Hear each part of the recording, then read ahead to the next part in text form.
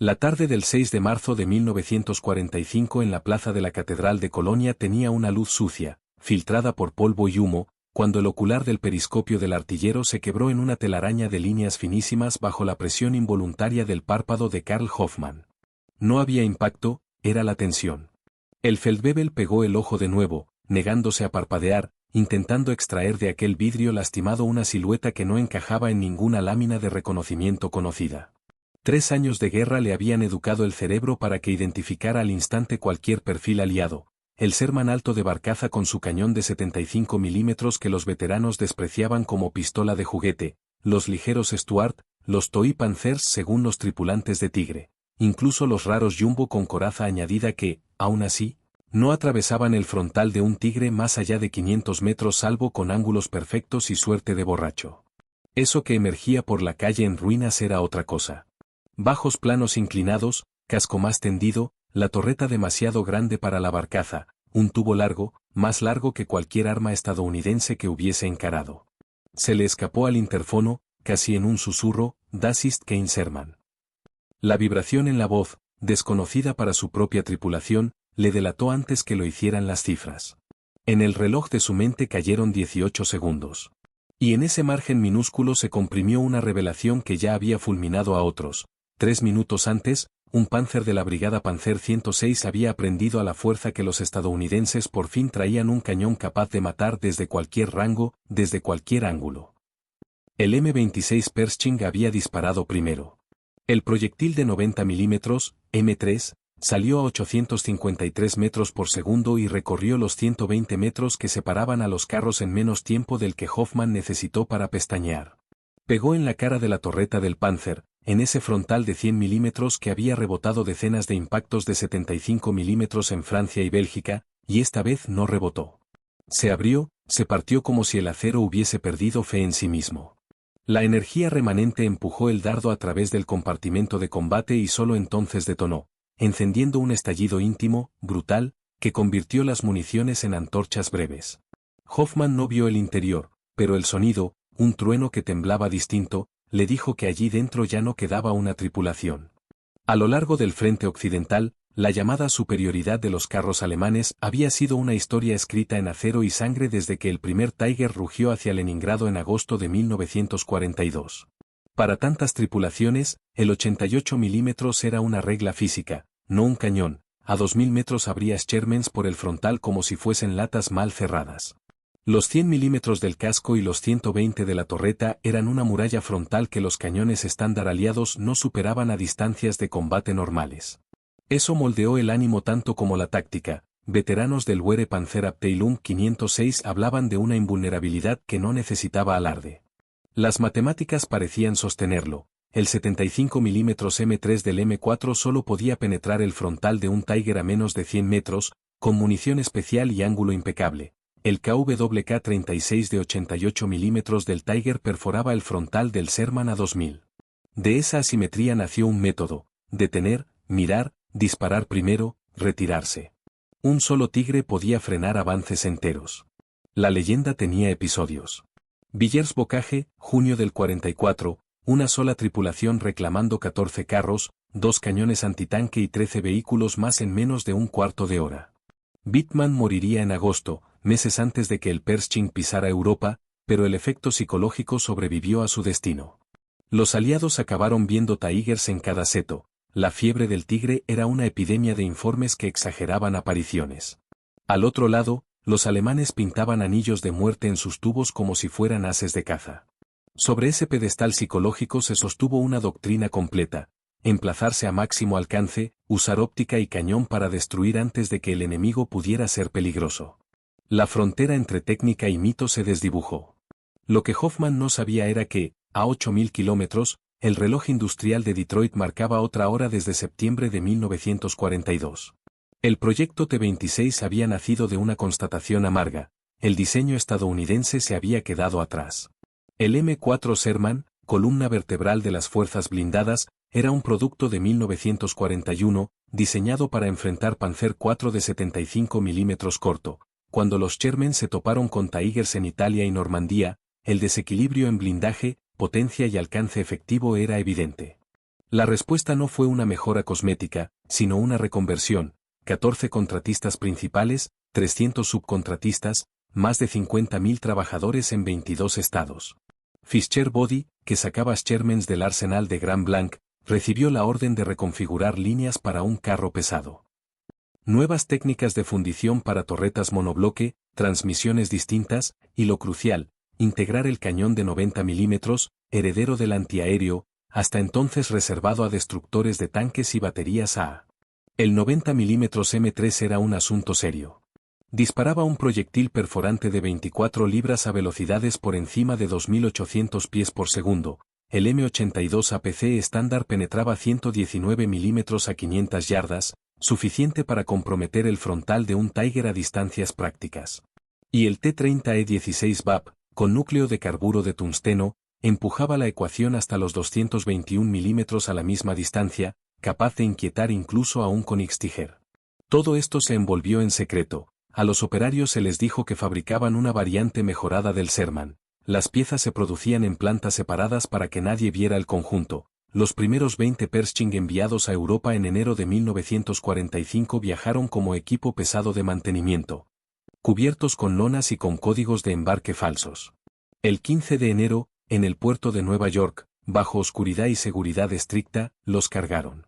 11 días de travesía entre U-boats, con los Pershing ocultos en las bodegas, detrás de filas de Sherman, incluso para la mayoría de las tripulaciones del barco.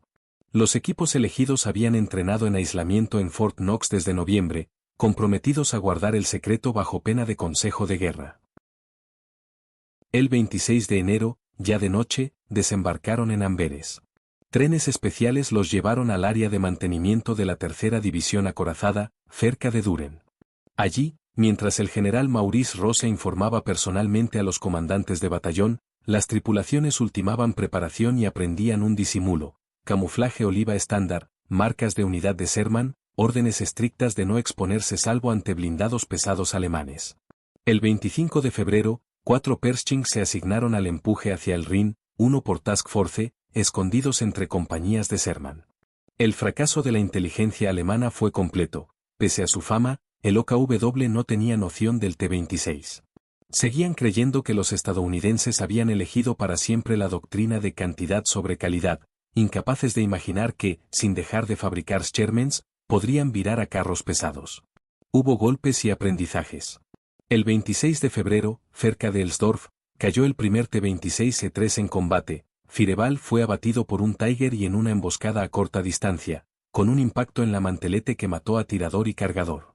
Pero el carro volvió al servicio el 7 de marzo, reparado, como una nota al pie que decía tanto de la mecánica como de la logística norteamericana. A partir de entonces, informes sueltos comenzaron a alcanzar mandos alemanes: tanque estadounidense no identificado con cañón más largo y blindaje más pesado, un Panzer destruido de un solo tiro a 1800 metros por vehículo desconocido. El tubo es visiblemente más grande que el de 75 milímetros del Sherman. La palabra incertidumbre entró en la red de teléfonos de campaña. El día que a Colonia le pusieron cámara fue el día en que la duda se convirtió en icono. La plaza de la catedral, con sus claros de fuego y sus sombras, volvió escenario y prueba.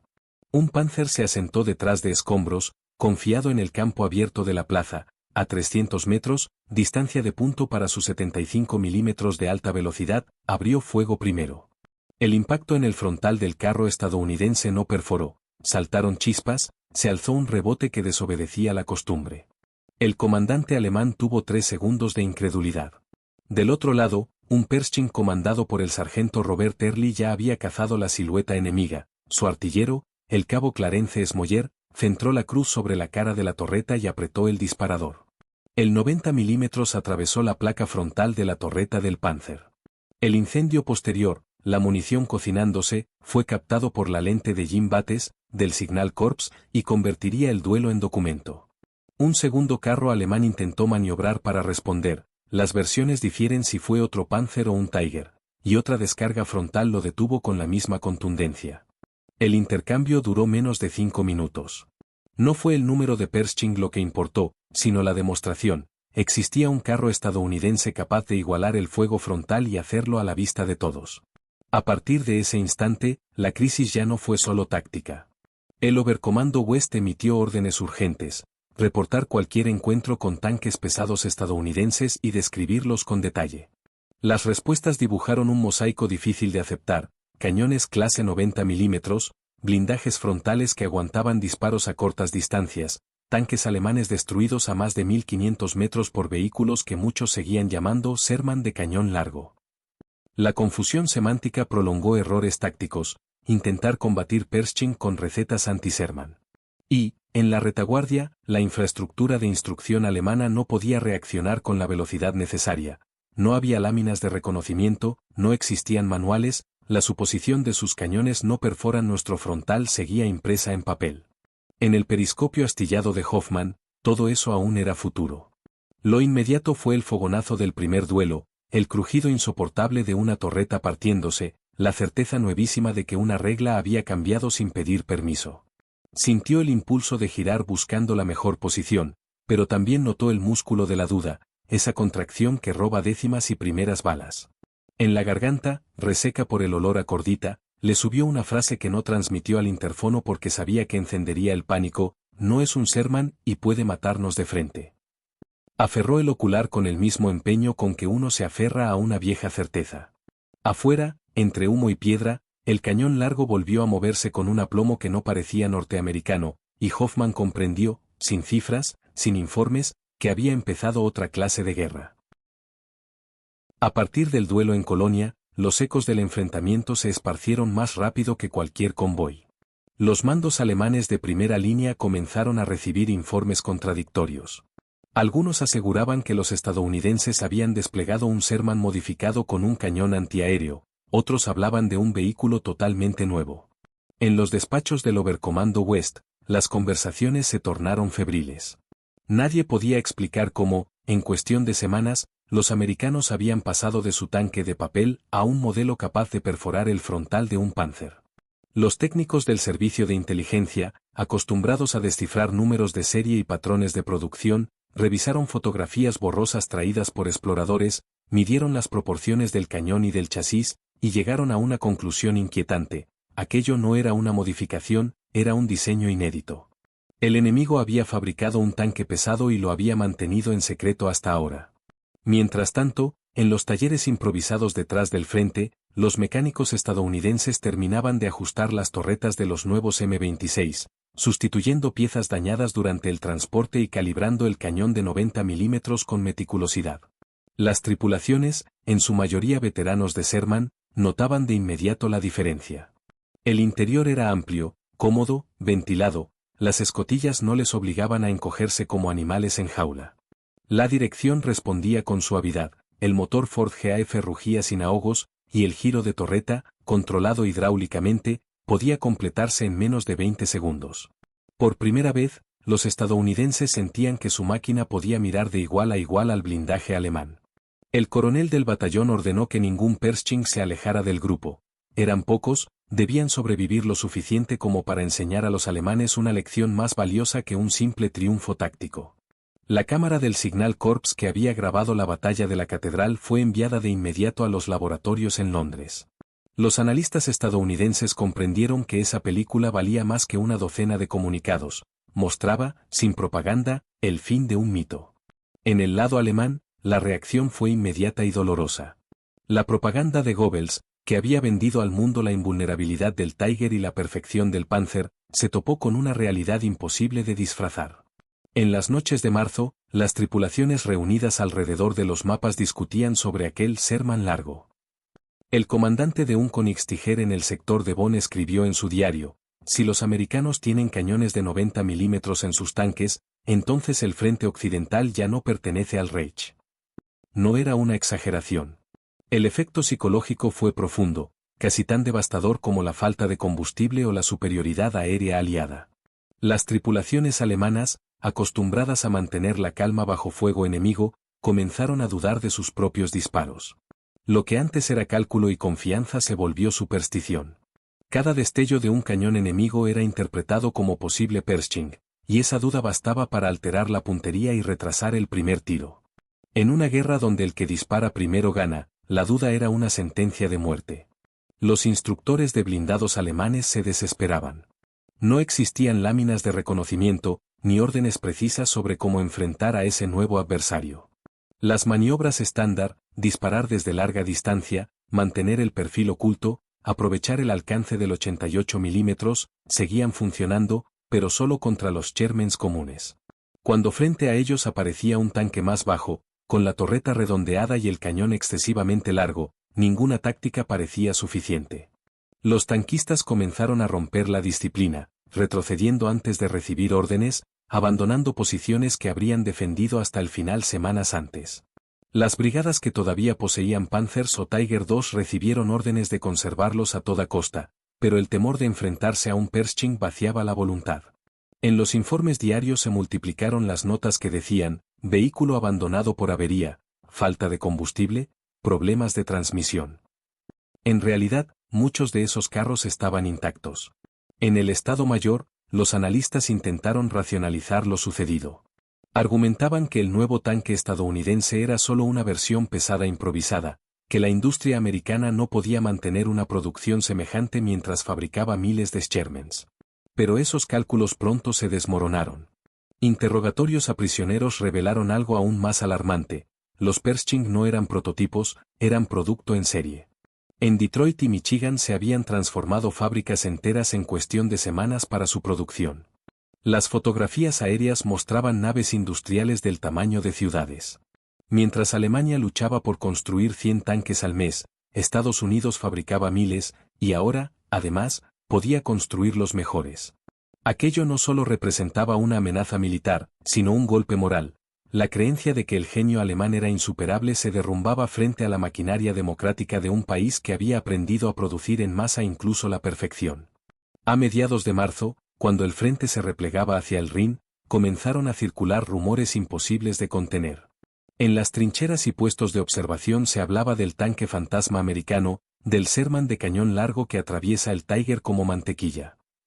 Las divisiones que aún contaban con carros pesados fueron advertidas de mantenerse en movimiento constante, evitando combates frontales. Sin embargo, eso equivalía a rendir el terreno sin pelear. En el colapso del Reich, el miedo a un enemigo desconocido se sumó a la certeza de la derrota. Los conductores revisaban sus motores con manos temblorosas, los artilleros pulían sus cañones en silencio, los comandantes de pelotón repasaban los mapas con resignación.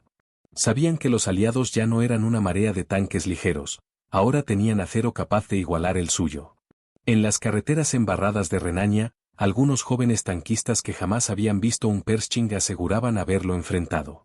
Sus descripciones eran confusas, pero todas coincidían en algo: el cañón era más largo que el nuestro. Ese detalle se volvió símbolo de una derrota mental. El cañón más largo significaba alcance, potencia, precisión, significaba que el enemigo podía matar sin exponerse. Los comandantes del frente occidental intentaron restaurar la moral recordando a sus hombres que los tigres seguían siendo superiores, pero las palabras se desvanecían contra la evidencia. En cada duelo que perdían, en cada tanque que ardía a distancia de seguridad, el mito del blindaje invulnerable se desmoronaba un poco más. Para el 20 de marzo, los aliados habían cruzado el Rin en varios puntos, y en los informes alemanes ya aparecía con frecuencia el término nuevo tanque americano pesado. En algunos sectores se ordenó evitar el enfrentamiento directo, priorizar la retirada y la destrucción de puentes. Era el reconocimiento tácito de una realidad: el arma psicológica más poderosa de los Estados Unidos no era la bomba ni la artillería, era el conocimiento de que podían fabricar en serie lo que hasta entonces Alemania había considerado inimitable. El Pershing, con su cañón de 90 milímetros, su perfil bajo y su nombre anodino, había destruido no solo a los tanques enemigos, sino la seguridad misma de quienes los conducían. El amanecer del 23 de marzo de 1945 encontró al ejército alemán deshecho en el laberinto de los pueblos a orillas del Rin. Los restos de las brigadas Panzer trataban de reagruparse en torno a las rutas hacia Düsseldorf y Remagen, pero la confusión era total. Los mensajes por radio llegaban fragmentados, las órdenes se contradecían, y la niebla, cargada de hollín, parecía burlarse de cada intento de coordinación. A esa hora, los Pershing del Tercer Ejército Norteamericano ya habían cruzado el río. El sonido de sus motores era más grave que el del Sherman, un retumbo profundo, metálico, que resonaba en los muros y provocaba una sensación de peso incluso antes de verlos. Los campesinos que aún quedaban en las aldeas contaban haberlos visto pasar, tanques más bajos, más anchos, con un cañón que parecía infinito. No sabían su nombre, pero sabían que eran distintos. En el aire quedaba flotando una impresión nueva: los americanos ya no eran improvisados. Mientras los alemanes intentaban reorganizar sus líneas, los aliados se desplazaban con una eficacia inhumana. Las columnas blindadas de la tercera división acorazada avanzaban entre ruinas como si cada maniobra estuviese calculada al milímetro. Las unidades con Pershing abrían la marcha. No buscaban enfrentamientos, pero tampoco los evitaban. La instrucción era clara: no retroceder ante ningún tanque enemigo. El sargento Robert Early, el mismo que había destruido el Panzer en Colonia, lideraba ahora un pequeño destacamento que debía asegurar un puente sobre el río Sieg. Los hombres del Pershing Eagle 7 habían aprendido a confiar en su máquina. No la veían como un milagro tecnológico, sino como una herramienta sólida. El blindaje resistía impactos que antes habrían abierto el casco de un Sherman. El cañón, con su estabilizador, les permitía disparar sin detenerse. La guerra se había convertido en una demostración de ingeniería y resistencia moral. En las filas alemanas, sin embargo, la moral descendía con rapidez. Los tanquistas más veteranos, formados en la doctrina de Guderian, comprendían que el equilibrio táctico se había roto. En una carta interceptada por la inteligencia aliada, un comandante de Panzer escribía: «Ya no tenemos dominio del campo. Disparan desde distancias donde antes éramos invisibles». Aquella frase sintetizaba la nueva realidad. La superioridad de alcance y precisión que había sido el alma del arma acorazada alemana se había evaporado. Los duelos ya no eran cacerías, sino intercambios. Y en esos intercambios, la cantidad y la logística estaban del lado americano. Cada tanque perdido podía ser reemplazado, cada baja, cubierta por una reserva. En Alemania, en cambio, las fábricas eran solo esqueletos humeantes bajo las bombas de la RAF. El pánico técnico se mezcló con la impotencia material. Las reservas de combustible estaban casi agotadas. Las tripulaciones recibían órdenes de limitar el uso de los motores para no malgastar gasolina. Algunos Tiger II eran remolcados por media docena de camiones o tractores, porque no quedaba diésel para moverlos. A pesar de la escasez, el alto mando seguía ordenando contraataques para mantener el honor. Era una ironía amarga: el honor se había convertido en el sustituto de la victoria. En cada enfrentamiento con los nuevos tanques enemigos, los alemanes entendían que no solo luchaban contra una máquina, sino contra una industria capaz de producir sin cesar. El propio Hoffmann lo vivía cada noche, cuando revisaba el nivel de combustible de su Tiger y sabía que, aunque sobreviviera al combate, no habría piezas de repuesto si algo se rompía. Los rumores sobre los Pershing se multiplicaban y deformaban a medida que viajaban por los canales de comunicación. Algunos decían que sus proyectiles eran eléctricos, que atravesaban el acero como un rayo. Otros juraban que su blindaje estaba hecho con una aleación desconocida, robada a los soviéticos. En la desesperación, cualquier explicación servía para justificar lo que los ojos se negaban a creer. Los americanos habían logrado construir un tanque pesado mejor que el alemán. El mito de la supremacía técnica del Reich se desmoronaba, y con él la fe de los soldados en una victoria milagrosa. El enemigo había alcanzado el nivel que los ingenieros alemanes prometieron pero no pudieron sostener. Los historiadores posteriores definirían este punto como el momento en que el efecto Pershing superó a su presencia física. No eran los tanques, sino el concepto lo que erosionaba el espíritu de combate. Bastaba el rumor de su existencia para que un batallón decidiera retirarse. Un comandante de Tiger en las cercanías de Wesel reportó: «El enemigo usa un nuevo modelo, el blindaje frontal no resiste. Recomiendo abandono del sector». Nadie sabía si realmente había visto un Pershing. En muchos casos, se trataba solo de Shermans mejorados o tanques británicos Firefly. Pero la mente del soldado ya no diferenciaba. El miedo se había uniformado. Para el 25 de marzo, la situación se volvió crítica. Las comunicaciones por radio eran interrumpidas constantemente por interferencias aliadas. Las columnas de refugiados obstruían los caminos. Las tripulaciones de tanques alemanes debían abrirse paso entre civiles exhaustos que huían hacia el este. La guerra se había vuelto un éxodo. El rugido de los cañones de 90 milímetros al otro lado del río se confundía con el retumbar lejano de los bombarderos. La Wehrmacht ya no luchaba por mantener posiciones, sino por sobrevivir un día más. En cada reunión nocturna, los comandantes repetían que aún había esperanza, que el Führer preparaba armas secretas. Pero en las miradas de los hombres, ni siquiera el eco de esas palabras tenía fuerza. Habían visto el fin con sus propios ojos, a través de un periscopio astillado. En la madrugada del 26 de marzo, Hoffmann y su tripulación recibieron órdenes de cubrir la retirada de una columna de infantería cerca de Bonn. Tenían solo 2 proyectiles perforantes y 3 de alto explosivo. El motor tosía. El comandante observó la oscuridad por la ranura de visión y pensó en las películas que los noticiarios mostraban años atrás, con los tigres avanzando victoriosos entre los campos rusos. Ahora todo era diferente. Ya no eran los cazadores. Desde el horizonte, entre los destellos de los incendios, se movían sombras que avanzaban con una serenidad aterradora. Cuando el primer proyectil silbó, comprendió que estaba frente a uno de ellos. No necesitó confirmar el tipo. El sonido era distinto, un rugido limpio, sin temblor, propio de un arma nueva. Aquel día, al anochecer, Hoffmann anotó en su cuaderno: nuestro acero se quiebra, pero no por el fuego. Se quiebra porque el enemigo ya no teme. Era una reflexión más amarga que cualquier derrota. No sabía si sobreviviría, pero sí entendía que lo que había presenciado en Colonia no era un simple enfrentamiento entre tanques, sino el punto en que el tiempo se detuvo para Alemania. El Pershing había cruzado más que un río, había cruzado el umbral psicológico que separaba la arrogancia del reconocimiento. Desde entonces, cada disparo alemán llevaba dentro la duda, y cada avance aliado la certeza de que la era del miedo había cambiado de bando. La madrugada del 27 de marzo trajo consigo un silencio denso que pesaba sobre las ruinas del frente occidental. El estruendo constante de artillería había disminuido, no porque faltaran proyectiles, sino porque la línea alemana se había desvanecido en fragmentos. Lo que quedaba del orgullo acorazado del Reich se reducía a unos pocos Tiger II, varios Panzer exhaustos y una multitud de vehículos inmóviles por falta de combustible. En los mapas del Estado Mayor, las divisiones ya no eran unidades, sino nombres sin contenido. Las órdenes de Hitler, transmitidas desde Berlín, exigían resistir hasta el último proyectil, pero en los campos embarrados de Renania la obediencia se había transformado en mera supervivencia. En una carretera cubierta de escombros, Hoffmann observaba su Tiger detenido, envuelto en humo y vapor. Su tripulación trabajaba en silencio, revisando el sistema de alimentación del motor. Ninguno se atrevía a pronunciar la palabra que todos temían: inutilizado.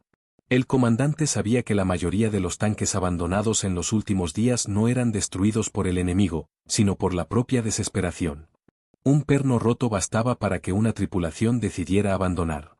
No era cobardía, era la conciencia de que no había repuestos, ni gasolina, ni esperanza. Al este, los aliados seguían avanzando con una disciplina que los alemanes ya no podían igualar. Las columnas de Pershing se desplazaban como una marea ordenada, acompañadas por infantería motorizada y cobertura aérea constante. Los cazas Thunderbolt merodeaban sobre los campos, reduciendo a chatarra cualquier vehículo que se atreviera a moverse a plena luz del día. La diferencia entre ambas fuerzas ya no se medía en blindaje ni en calibres, sino en el pulso. Las unidades estadounidenses se movían con la certeza de quien sabe que tiene detrás una industria interminable, las alemanas, con la resignación de los que sienten que cada avance puede ser el último. A medida que los Pershing se multiplicaban, su mera silueta adquiría un valor simbólico. No eran todavía numerosos, pero su presencia generaba la misma reacción que antes provocaba la aparición de un Tiger. El miedo había cambiado de uniforme.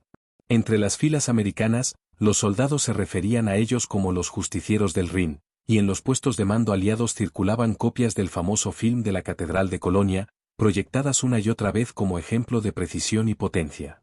Aquella grabación se convirtió en propaganda involuntaria, una demostración irrefutable de que el equilibrio de poder se había invertido. En las aldeas cercanas al río Sieg, los campesinos veían pasar las columnas estadounidenses con una mezcla de terror y alivio. Los blindados americanos avanzaban sin prisa, acompañados por jeeps, camiones de suministros y ambulancias. Los Pershing, con su cañón de 90 milímetros apuntando hacia el horizonte, parecían criaturas de otro mundo. Los niños, acostumbrados a los Panzer, notaban algo distinto en su movimiento: no rugían, se deslizaban. A los ojos civiles, el enemigo había cambiado de rostro, y aquel rostro era implacable. Las tropas alemanas que aún resistían trataban de organizar emboscadas en los cruces, pero la falta de combustible y municiones convertía cada intento en una derrota predecible. En los combates que siguieron, los Pershing demostraron su eficacia en terrenos urbanos, donde los Tiger y Panther, demasiado pesados, se volvían torpes. Mientras tanto, en los centros de mando de la Wehrmacht, los informes de campo se acumulaban con un patrón inquietante: tripulación abandonó tanque tras avistar vehículo enemigo desconocido, no se logró identificar tipo de blindado antes de retirada, posible tanque americano de cañón largo destruyó posición desde 1500 metros. Las frases eran casi idénticas. Nadie hablaba de haber visto con certeza un Pershing, pero todos lo temían. Los generales comenzaron a comprender que la derrota no provenía de la inferioridad táctica, sino de una fractura invisible: la pérdida de confianza en la superioridad técnica alemana. Esa convicción, cultivada desde 1940, había sostenido el espíritu de combate incluso en los peores momentos. Ahora, cada nuevo enfrentamiento lo corroía un poco más. A finales de marzo, los norteamericanos habían cruzado el Rin en múltiples sectores. La resistencia se desmoronaba. En el pueblo de Wesel, un batallón de Tiger II fue destruido no por fuego enemigo, sino por órdenes internas de sabotear los tanques para evitar su captura. Hoffmann, que había sido testigo de los días de gloria en Rusia, apenas reconocía al ejército que lo rodeaba. Las carreteras estaban llenas de vehículos quemados, los campos sembrados de cascos vacíos, los talleres silenciosos. El mismo acero que alguna vez había simbolizado el poder alemán se convertía ahora en ruinas ennegrecidas. En la distancia, los ecos de artillería parecían una respiración moribunda. La noche del 30 de marzo, el comandante recibió órdenes de retroceder hacia Kassel para reorganizar lo que quedaba del batallón. Sabía que no llegarían todos. La marcha nocturna se hizo lenta, con los motores gimiendo por falta de lubricante. A lo largo del camino, divisó columnas de civiles que se movían en la misma dirección, arrastrando carretas, maletas y niños. Nadie hablaba. La guerra se había vuelto muda. En un recodo del camino, vio la silueta de un tanque norteamericano abandonado, un Sherman destruido por una mina. Se acercó lo suficiente para leer el número pintado en el lateral. Por un instante, sintió un destello de alivio. Aquel enemigo, el viejo Sherman, le resultaba familiar. Pero enseguida recordó que ya no era el único. En algún lugar, cerca o lejos, avanzaban los tanques de cañón largo. Y ese pensamiento le devolvió el peso del miedo. En las siguientes jornadas, el frente alemán se convirtió en una cadena de rendiciones parciales. Los comandantes locales tomaban decisiones por su cuenta, sin esperar órdenes imposibles. La maquinaria de guerra se desmoronaba con la misma rapidez con que los aliados avanzaban. En muchas ocasiones, los tanques eran abandonados intactos en los bosques. Las tripulaciones simplemente huían. Los americanos encontraban Panzers con combustible y municiones completas, pero sin un solo hombre dentro.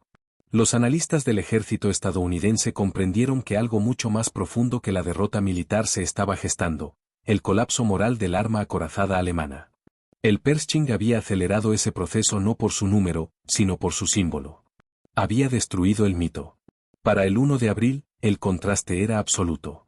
Mientras los estadounidenses introducían nuevas unidades equipadas con Pershing y reemplazaban sin esfuerzo sus bajas, Alemania apenas podía ensamblar unos pocos tanques cada semana. Las fábricas de Nibelungenwerke y Henschel trabajaban entre apagones y bombardeos. Los ingenieros diseñaban planos que jamás se construirían. La producción era un espejismo, modelos avanzados, soñados en papel, mientras los campos se llenaban de acero inmóvil. En el este, los soviéticos avanzaban con miles de T-34 e IS-2, en el oeste, los americanos desplegaban su maquinaria recién perfeccionada. Alemania, atrapada entre dos mundos que la superaban en número y en potencia, no tenía salida. Esa misma semana, Hoffmann y su tripulación recibieron la orden final: cubrir el repliegue hacia el Arz. Era un gesto inútil, una maniobra desesperada para retrasar lo inevitable. Los tanquistas sabían que el final estaba cerca. El propio comandante, en un momento de cansancio, confesó a su operador de radio: ya no luchamos por la victoria. El amanecer del 2 de abril de 1945 llegó envuelto en un silencio espectral. Las carreteras del centro de Alemania parecían ríos de acero muerto, columnas de tanques quemados, camiones vacíos, cañones volcados sobre la cuneta. El ejército alemán ya no se retiraba, simplemente se disolvía. En las radios de campaña se repetían mensajes que nadie obedecía: resistan, mantengan posiciones, el Führer confía en ustedes. Palabras huecas flotando sobre un paisaje que ya no respondía a ninguna autoridad. En ese escenario, los Pershing del Tercer Ejército avanzaban con un ritmo casi solemne. Cada kilómetro conquistado parecía una sentencia más en la crónica de un imperio que se derrumbaba sobre sus propios mitos. Karl Hoffmann conducía su Tiger a paso lento por un valle lleno de humo. No quedaban señales, ni mapas útiles, ni órdenes claras. Los pueblos estaban vacíos, las iglesias sin campanas, los bosques cubiertos de ceniza. Había visto demasiados frentes, desde Ucrania hasta Normandía, pero jamás un silencio como aquel. Su tripulación hablaba poco. El artillero, un joven de Hamburgo, preguntó en voz baja si los americanos realmente construían un tanque nuevo cada día. Hoffmann no respondió. Sabía que la realidad era incluso peor. Mientras ellos malgastaban horas intentando salvar motores con aceite reciclado, los aliados recibían reemplazos directos desde puertos aún calientes de vapor. En ese contraste se resumía toda la derrota. A media mañana llegaron rumores de que un grupo de Pershing había sido visto cruzando el río Fulda. Nadie sabía cuántos. El nombre circulaba entre los soldados como si fuera una criatura de leyenda. Algunos creían que eran invulnerables, otros que su cañón podía perforar un Tiger a 2 kilómetros. En los cuarteles improvisados, los oficiales intentaban tranquilizar a las tropas, pero sus rostros los traicionaban. Ya no había fe en las palabras. Los veteranos, que antes contaban con orgullo las victorias de Wittmann o de las brigadas Panzer en Kursk, ahora callaban. Entendían que aquella era una guerra perdida no por cobardía, sino por aritmética. Ningún valor individual podía compensar la maquinaria industrial que marchaba desde el otro lado del océano. La tarde del 3 de abril, el batallón de Hoffmann recibió su última orden operacional, cubrir el acceso sur de Kassel ante un posible avance blindado. No sabían qué esperar. Los ingenieros habían cavado posiciones sobre un terreno húmedo y blando, imposible para maniobrar. A lo lejos, se escuchaban los motores de los aliados. Cuando el primer tanque enemigo apareció entre los árboles, no hubo duda. El cañón largo del Pershing brilló bajo el sol nublado. Hoffmann respiró hondo y dio la orden de abrir fuego. El disparo del Tiger reventó el aire, y el eco rebotó contra los muros de piedra. Vieron el impacto, un destello en el frontal del enemigo. Pero no se detuvo. Continuó avanzando, impasible, hasta que su propia descarga de 90 milímetros atravesó la torreta alemana. El rugido metálico llenó el compartimento. La visión de Hoffmann se nubló con humo y polvo. Cuando el aire se despejó, el artillero yacía inmóvil, y el conductor gritaba con la voz rota. El tanque seguía intacto, pero dentro había un silencio que ya no era militar, era resignación. Esa noche, los restos del batallón se dispersaron. Algunos intentaron huir hacia el este, otros quemaron sus vehículos. Hoffmann permaneció en el Tiger, inmóvil, observando las llamas en el horizonte. A su alrededor, la guerra se había convertido en una procesión de derrotas privadas. En los pueblos ocupados, los soldados alemanes se rendían sin condiciones. Muchos lo hacían incluso antes de ver al enemigo. El temor a los Pershing se había vuelto una superstición, pero su efecto era real. La sola posibilidad de enfrentarlos bastaba para quebrar la moral. Los prisioneros capturados por los americanos hablaban de tanques fantasma, de cañones que destrozaban a cualquier distancia. Los interrogadores del ejército estadounidense anotaban aquellas palabras con interés. Habían logrado algo que ni ellos esperaban, una victoria psicológica absoluta. A medida que abril avanzaba, la destrucción del Panzerwaffe se volvió irreversible. Las unidades blindadas alemanas, antaño símbolo de precisión y audacia, eran ahora masas desorganizadas de vehículos sin combustible. Los ferrocarriles estaban destruidos, los talleres sin electricidad, los suministros cortados. La Luftwaffe ya no podía proteger las rutas ni los depósitos. Los tanquistas sobrevivientes vagaban entre ruinas, esperando órdenes que nunca llegaban. En los informes interceptados por los aliados, los oficiales alemanes reconocían que sus hombres abandonaban los tanques incluso cuando estaban en condiciones de combate. Ya no creían en la posibilidad de resistir. El enemigo, invisible o no, los había vencido en la mente antes de hacerlo en el campo. En Berlín, los ingenieros que aún trabajaban en proyectos secretos discutían en vano sobre nuevos modelos, el Panzer II, el E-50, el E-75. Diseños que prometían restaurar la superioridad perdida. Pero todo era humo. Las fábricas estaban bajo bombardeo, las materias primas agotadas, los obreros muertos o dispersos. Mientras tanto, en Detroit y en Michigan, las cadenas de montaje no se detenían. En el tiempo que Alemania tardaba en producir un Tiger, Estados Unidos podía ensamblar 100 Pershing. Esa ecuación definía el final. Ninguna doctrina, ninguna táctica, ningún genio de campo podía revertirla. Era la guerra convertida en cálculo. El 6 de abril, Hoffmann fue herido por metralla durante una escaramuza en las afueras de Göttingen. Su Tiger quedó inutilizado por falta de aceite. La tripulación decidió abandonar el vehículo y rendirse. Antes de salir, Hoffmann tocó el blindaje con la palma abierta. Sentía bajo sus dedos la frialdad de un gigante moribundo. Había vivido dentro de esa máquina más que en su propia casa. Era su refugio y su condena. Mientras caminaba hacia la carretera, vio pasar una columna de tanques americanos. Entre ellos, distinguió claramente el cañón largo del Pershing. No sintió rabia ni miedo, solo un extraño respeto.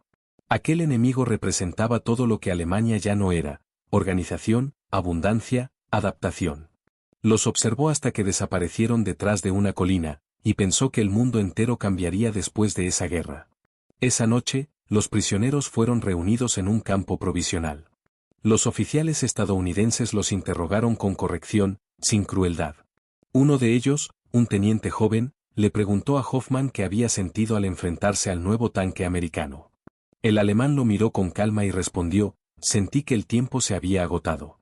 Ustedes no solo construyeron un arma. Construyeron el futuro. El teniente asintió, sin comprender del todo la profundidad de aquellas palabras.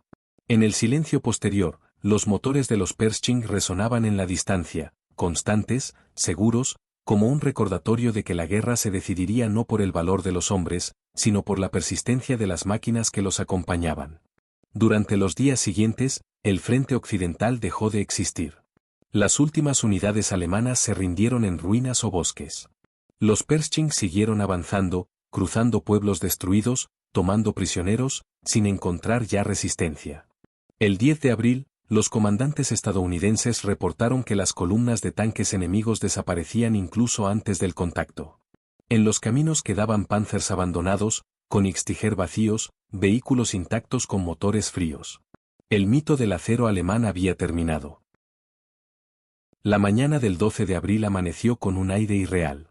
Las posiciones que días antes eran frentes de combate ahora eran corredores de columnas de prisioneros. Los soldados caminaban en silencio, con los uniformes sucios, las botas rotas y los ojos vacíos. Nadie hablaba de victoria ni de honor. El ejército alemán se había rendido en fragmentos, sin ceremonias ni discursos. Las divisiones acorazadas, que en otro tiempo simbolizaban el poder mecánico del Reich, eran ahora montones de chatarra diseminados entre pueblos destruidos.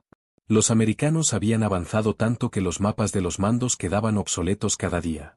En cada carretera, los civiles y los soldados rendidos marchaban en la misma dirección, hacia el fin. Karl Hoffmann, con un vendaje en el brazo y el rostro envejecido en apenas semanas, era uno más entre los prisioneros trasladados hacia el oeste. Lo acompañaban hombres que habían servido en Tigers, Panzers y Jagdpanthers, todos con la misma mirada perdida. Durante la marcha, algunos se atrevieron a preguntar qué sabían los americanos sobre sus tanques. Otros hablaban del rumor de una fábrica sin fin en Detroit, donde un Pershing nuevo salía cada hora. Nadie podía confirmarlo, pero nadie lo ponía en duda. La derrota había despojado a los soldados de su escepticismo. Cuando el enemigo demostraba poder construir en masa aquello que Alemania apenas podía soñar, la fe en la superioridad técnica se convertía en ceniza. En los campos de prisioneros improvisados, los oficiales estadounidenses tomaban notas detalladas. Querían entender la magnitud del colapso psicológico del ejército alemán. Los interrogatorios revelaban un patrón constante: las tripulaciones no hablaban del miedo a morir, sino del miedo a ser superadas. Afirmaban que lo más devastador no fue perder tanques, sino descubrir que el adversario, al que durante años habían considerado torpe y dependiente de la cantidad, había alcanzado una maestría tecnológica comparable a la suya. Un capitán de la Wehrmacht resumió el sentimiento en una frase: el Pershing fue el fin de nuestra fe. Los historiadores posteriores encontrarían en esas palabras el punto de inflexión definitivo. El mito del acero invencible se había sostenido gracias a la confianza absoluta en la ingeniería alemana. Esa creencia había sobrevivido a las derrotas, a los bombardeos, a la falta de combustible. Pero cuando los tanquistas supieron que los americanos tenían un blindado capaz de igualar al Tiger, toda estructura mental se desmoronó. En apenas 2 meses, lo que no habían logrado los bombardeos aliados ni los desembarcos múltiples lo consiguió una idea: la conciencia de que el enemigo los había alcanzado en su propio terreno. Mientras tanto, los oficiales técnicos estadounidenses analizaban los tanques capturados.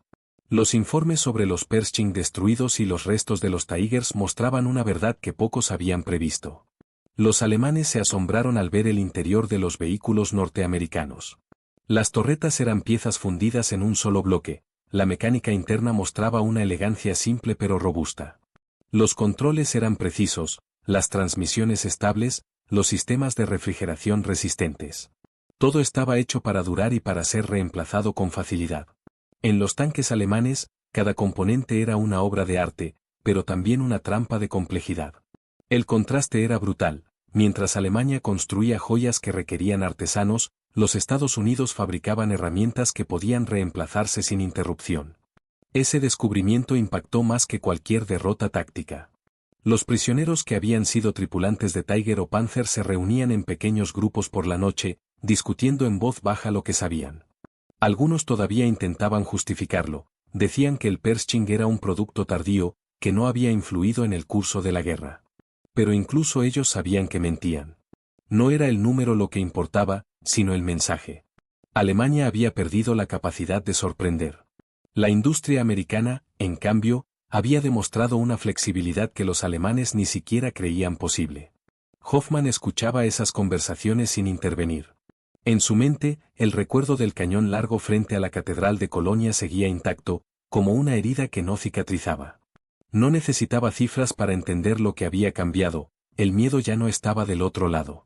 En las semanas que siguieron a la capitulación, los ingenieros alemanes fueron trasladados a instalaciones aliadas para colaborar en estudios técnicos. Muchos quedaron impresionados al ver los documentos estadounidenses sobre el desarrollo del Pershing. Desde 1942, mientras Alemania invertía recursos en modelos cada vez más pesados y costosos, los americanos habían perfeccionado un tanque equilibrado, adaptable y producido con disciplina industrial. Habían hecho del pragmatismo su estrategia. Para los técnicos alemanes, aquello era casi incomprensible. Durante años habían perseguido la perfección individual; los estadounidenses, en cambio, habían perseguido la eficiencia colectiva. Y esa diferencia los había derrotado.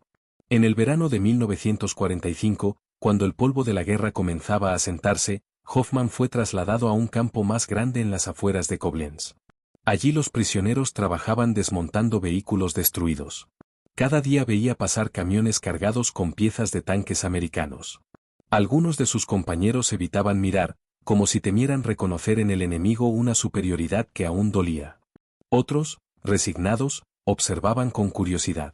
Hoffmann, al desmontar una torreta de Sherman capturado, encontró una placa con la inscripción Fischer Body, Grand Blanc, Michigan. Aquellas palabras le resultaron extrañas, casi domésticas.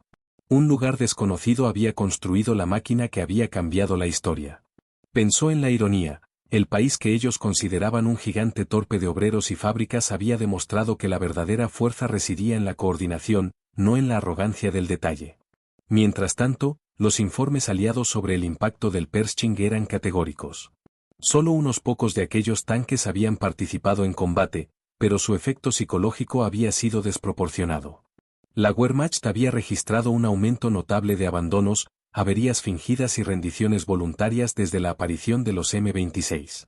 En los documentos del alto mando estadounidense, se hablaba del factor Pershing como una de las armas invisibles más efectivas de la campaña final. Era la guerra convertida en idea, derrotar la voluntad antes que el cuerpo. En los meses posteriores, mientras Europa intentaba reconstruirse, los tanques americanos fueron enviados de regreso a los arsenales o exhibidos como prueba de la supremacía industrial de los Estados Unidos. Uno de ellos, el Eagle 7, fue trasladado a Fort Knox, donde se exhibiría junto a un Tiger capturado. Hoffmann nunca lo supo, pero aquella máquina que había presenciado su propia transformación psicológica se convertiría en símbolo de un cambio de era. En esa exposición, los visitantes verían 2 tanques enfrentados y leerían una placa que decía: similares en potencia, distintos en destino. Los veteranos alemanes que sobrevivieron a la guerra conservaron recuerdos contradictorios. Algunos hablaban con orgullo de su resistencia, otros admitían que el Pershing les había robado la fe. Con los años, la memoria colectiva transformó la derrota en lección. El invierno de 1946 se instaló sobre Alemania como una sombra que no terminaba de disiparse. Las ruinas seguían cubriendo las ciudades, y los antiguos tanquistas sobrevivían en pueblos devastados o en barracones improvisados. La guerra había quedado atrás en los mapas, pero seguía viva en los recuerdos. Entre los que regresaron del cautiverio, Karl Hoffmann parecía más un espectro que un hombre. Sus pasos eran lentos, su mirada ausente.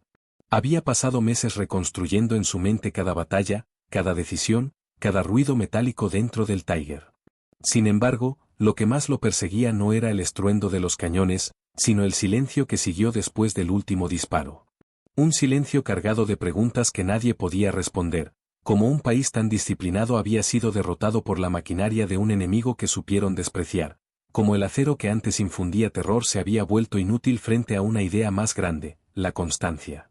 Los periódicos de la ocupación empezaban a publicar artículos sobre los avances tecnológicos aliados. En uno de ellos, Hoffmann leyó por primera vez el nombre completo del tanque que lo había obsesionado, M26 Pershing.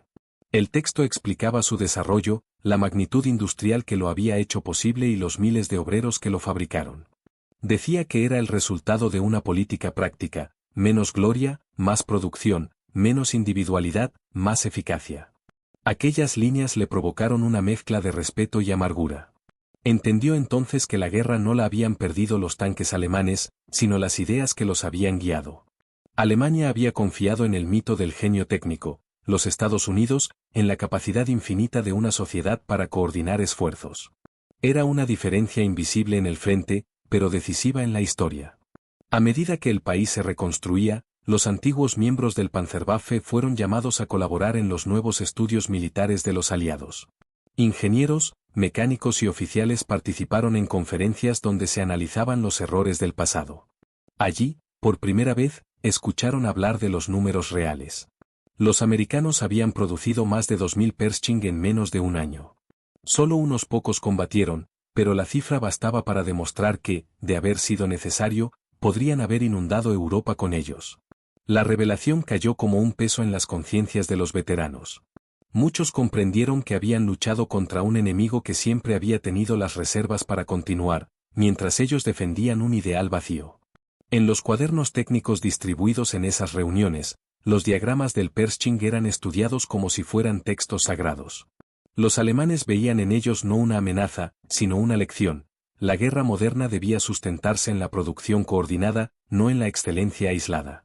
Hoffmann fue invitado a una de esas sesiones, celebrada en Hannover en 1947. No asistió como soldado, sino como observador civil. Allí, un ingeniero americano mostró las comparaciones entre el Tiger II y el Pershing. Explicó con calma que, en muchos aspectos, los dos tanques eran equivalentes, pero que la verdadera diferencia no residía en el metal, sino en la fábrica que lo producía. Habló de la fundición en serie, de la simplificación de piezas, de la estandarización de procesos. Mientras escuchaba, Hoffmann comprendió la magnitud del error que había sostenido a su generación, creer que el valor estaba en la perfección, no en la continuidad. Los aplausos al final de la conferencia sonaron vacíos, pero en su interior había un reconocimiento silencioso. Por primera vez, sentía que podía mirar el pasado sin el orgullo ciego que lo había alimentado. Con el paso de los años, el recuerdo del Pershing se transformó en símbolo. Los tanques que sobrevivieron a la guerra fueron colocados en museos o bases aliadas como testimonio de un equilibrio nuevo. En Fort Knox, un Pershing fue exhibido junto a un Tiger capturado. Las placas bajo cada máquina decían poco sobre su historia, pero los visitantes podían sentir la diferencia. Uno representaba la ambición, el otro, la constancia. Los veteranos alemanes que lo visitaban en silencio reconocían en esa exposición algo más profundo que la comparación técnica. Era un espejo moral. El tanque americano, fabricado en miles de piezas por obreros que nunca habían visto un campo de batalla, había derrotado al producto del orgullo nacional más extremo. Y lo había hecho sin odio, con una eficiencia que no buscaba gloria, solo resultado. En 1950, Hoffmann trabajaba en una pequeña fábrica de maquinaria agrícola en el norte del país. Reparaba motores diésel con la misma precisión que antes aplicaba al Tiger, pero sin el fervor de antaño. Una tarde, mientras calibraba un cigüeñal, escuchó en la radio un reportaje sobre los tanques utilizados en Corea. Mencionaban al Pershing como modelo de transición entre el viejo concepto de tanque pesado y la nueva era de blindados rápidos y versátiles. El locutor hablaba de él con naturalidad, como de un instrumento más, sin misticismo. Aquello le sorprendió. En su mundo, los tanques siempre habían sido símbolos, casi entidades míticas. Para los americanos, en cambio, eran herramientas reemplazables. En esa diferencia, Hoffman entendió la esencia de la victoria. Donde Alemania había buscado gloria, Estados Unidos había buscado utilidad. Y la utilidad había vencido. En los años siguientes, los antiguos oficiales del Panzerwaffe fueron integrándose en el nuevo ejército de la República Federal. Los manuales de instrucción, redactados con la supervisión aliada, repetían una advertencia constante: nunca confiar en la superioridad técnica como sustituto de la estrategia. Aquella frase se convirtió en principio doctrinal. Alemania había aprendido por la fuerza que la guerra moderna no se ganaba con genios aislados ni con tanques monumentales, sino con sistemas coordinados, cadenas de suministro seguras y un pensamiento adaptativo. El Pershing, aún sin estar presente, había moldeado esa filosofía. No como enemigo, sino como maestro involuntario. En 1955, Hoffman visitó por última vez el Museo de Fort Knox. Había viajado a Estados Unidos invitado por un programa de intercambio industrial. En una de las salas, se detuvo frente al Pershing expuesto junto a un Tiger. El guía le explicó que aquel tanque había pertenecido a la tercera división acorazada y que había combatido en Colonia. Hoffman no dijo nada. Se limitó a observar el cañón largo, el mismo que había visto en aquella tarde de marzo una década atrás. Sintió un escalofrío, no de miedo, sino de reconocimiento. Tocó el metal con la yema de los dedos y murmuró: así terminan los mitos. El guía no entendió sus palabras, pero sonrió con respeto. Esa noche, desde la ventana del hotel, Hoffman miró el horizonte iluminado por fábricas y carreteras. Pensó que, al final, la guerra había sido solo el preludio de un descubrimiento más grande. La fuerza de una nación no se mide por la dureza de su acero, sino por la voluntad de sus hombres de aprender y reconstruir. Alemania lo había comprendido demasiado tarde. Los Estados Unidos lo habían sabido desde el principio. El Pershing, con su cañón extendido hacia el futuro, había sido la última palabra de una conversación que la historia ya no repetiría.